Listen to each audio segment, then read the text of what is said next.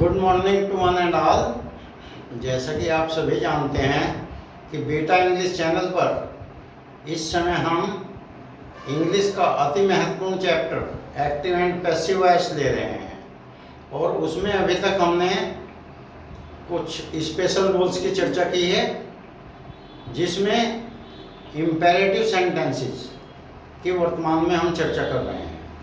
तो imperative sentence के कुछ रूल्स हम पहले आपको बता चुके हैं।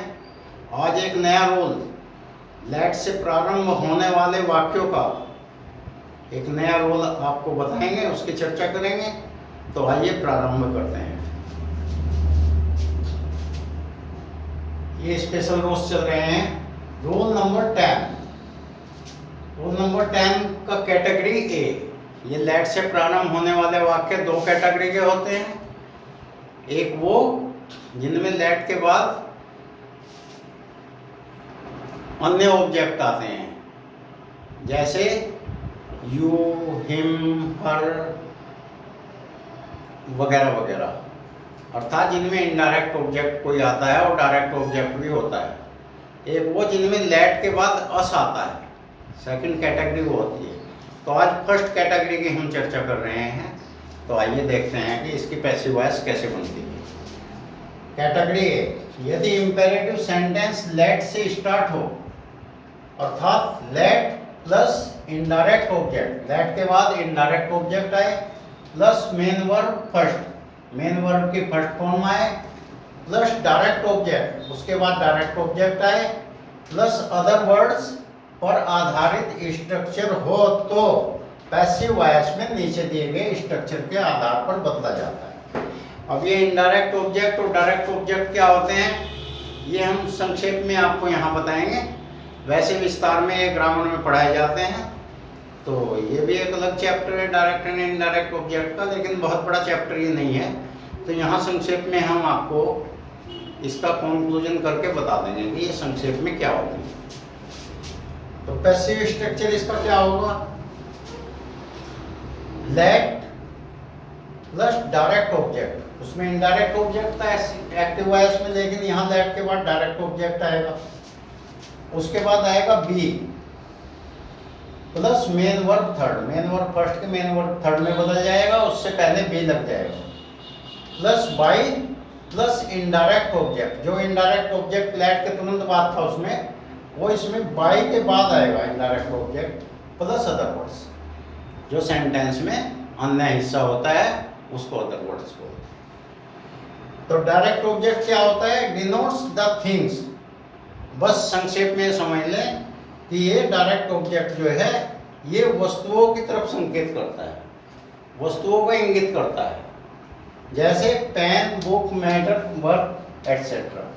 कभी कभी डायरेक्ट ऑब्जेक्ट लिविंग बीइंग को भी कर देता है, लेकिन वे एक्सेप्शन होते हैं। जैसे ही गेव मी ए काऊ, उसने मुझे गाय दी।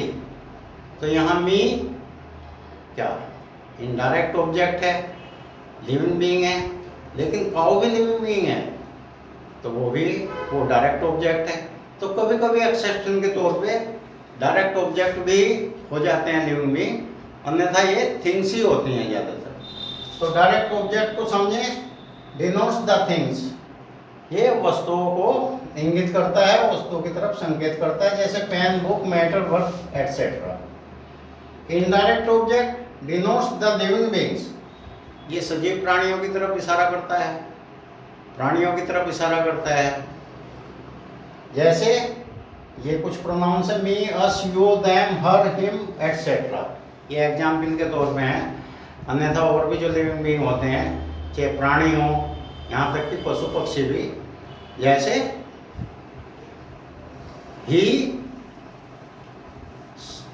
he gave the lion to eat the grass, उसने लायन को घास खाने को दिया। हालांकि लायन घास खाते नहीं, लेकिन एक एग्जाम्पल है। तो उसमें क्या, लायन तो हो गया इनडायरेक्ट ऑब्जेक्ट और ग्रास हो गया डायरेक्ट ऑब्जेक्ट। तो इस तरह लिविंग बीइंग्स जो भी होते हैं मनुष्य के अलावा, उनके लिए भी ये प्रयोग होता है। लेकिन कभी कभी जैसे पिछले एग्जाम्पल में हमने बताया लिविंग बीइंग डायरेक्ट ऑब्जेक्ट में भी एक्सेप्शन के तौर पे काम कर देता है। तो ये हो गए डायरेक्ट ऑब्जेक्ट और इनडायरेक्ट ऑब्जेक्ट, यानी थिंग्स जो होती हैं वस्तुएं वे डायरेक्ट ऑब्जेक्ट और जो लिविंग बीइंग्स होते हैं वे इनडायरेक्ट ऑब्जेक्ट। तो आइए अब इसको कुछ एग्जाम्पल्स के माध्यम से बताते हैं।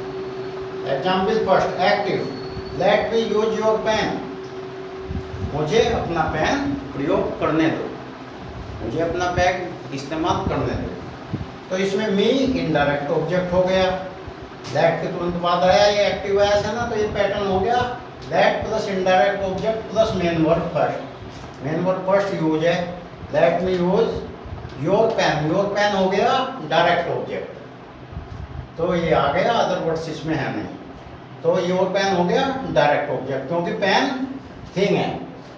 तो अब इसको पैसिव में कैसे बदलेंगे, लेट लेंगे, उसके बाद डायरेक्ट ऑब्जेक्ट आ जाएगा यहाँ पैसिव में, योर पेन, फिर बी आएगा, फिर वर्ब की थर्ड फॉर्म, इसमें यूज है वर्ब तो यूज्ड आ जाएगा, फिर बाई लगा के और इनडायरेक्ट ऑब्जेक्ट, इनडायरेक्ट ऑब्जेक्ट इसमें मी है, मी आ जाएगा एज इट इज, तो ये पैसिव हो जाएगा let your pen be used by मी।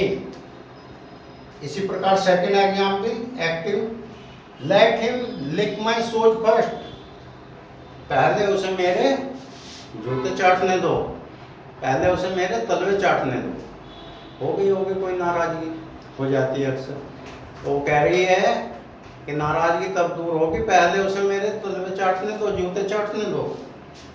इसकी पैसिव कैसे बनेगी, let my shoes be licked by him first, तो इसमें भी वही पैटर्न है, लेट आ गया शुरू में, फिर माई शूज डायरेक्ट ऑब्जेक्ट, फिर बी, फिर वर्ब की थर्ड फॉर्म, फिर बाई, फिर इनडायरेक्ट ऑब्जेक्ट हिम और फर्स्ट अदर वर्ड्स में आ गया। इस प्रकार थर्ड एग्जाम्पल लीजिए, active voice, let her break my heart, उसे मेरा दिल तोड़ने दो, उसे मेरा दिल दुखाने दो या तोड़ने दो। तो इसका पैसिव क्या होगा, वही पैटर्न है, लेट माई हार्ट होता है direct object, let my heart be broken by her.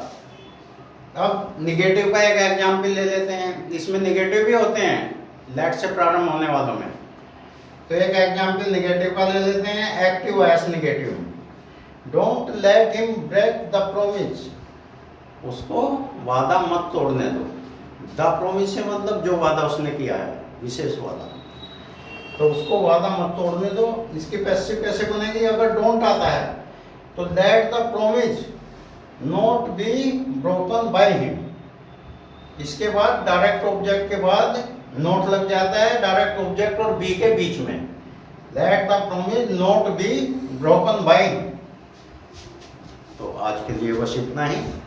Next video में हम आपको लेट के बाद जब अस आता है तो उसकी पैसिव वॉइस कैसे बनती है, अर्थात कैटेगरी बी इंपेरेटिव सेंटेंस की लेट से प्रारंभ होने वालों की वो बताएंगे। आशा है कि आप हमारे इस चैनल से लाभान्वित हो रहे होंगे, और अगर लाभान्वित हो रहे हैं तो अपने सभी साथियों को, अपने सभी परिचितों को और अपने सभी दोस्तों को हमारा चैनल सब्सक्राइब करने के लिए अवश्य प्रेरित करें। धन्यवाद।